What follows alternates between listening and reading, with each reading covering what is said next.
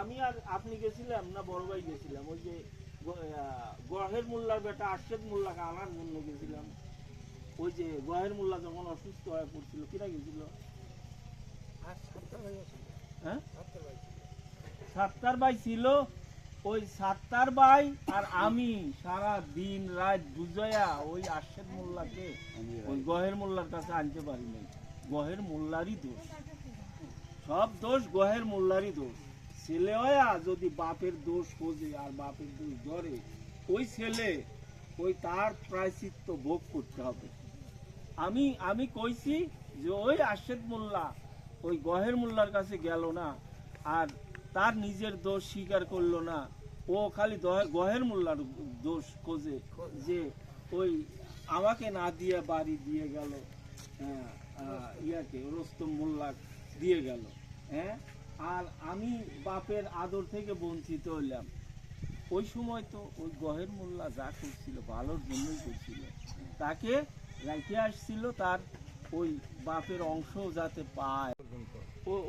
উত্তরে উত্তরে এই এখন থেকে সোজা করে এইটুক গুণা আর এখন থেকে দাগ এইটুক হলো এটাই কম। ভাই, কিন্তু ওটা গোনা। আচ্ছা, তো এখন রোড একই আইছে, দাগ, ওইটা ন্যাক বাড়াই।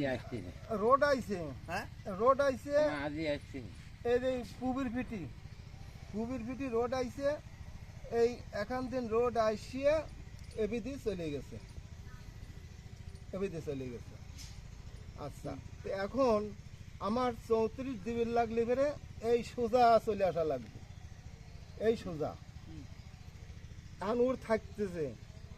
এখন এইখানে দিয়ে থাকতেছে, আর এই 17 হইলো পশ্চিমী ওই দাবির আমার। ভিতরে আর এই এখান থেকে এই মুঠ খানি ওর, মাঝখান দিয়ে। কিন্তু ওর রোডে ওঠার রাস্তা নাই।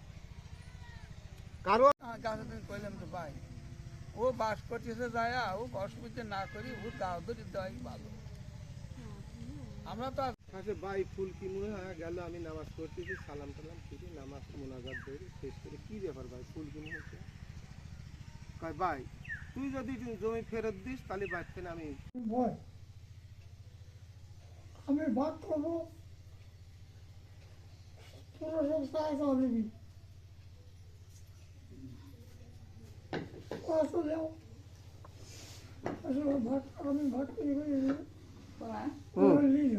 না না, খাবো না, খাই আইছি।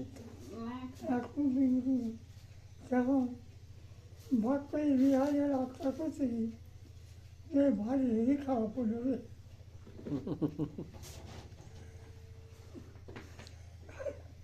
আনসারও করতেছে না রে ভারী হেরি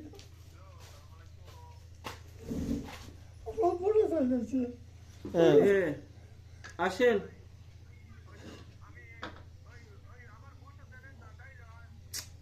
আরে বুঝছে না।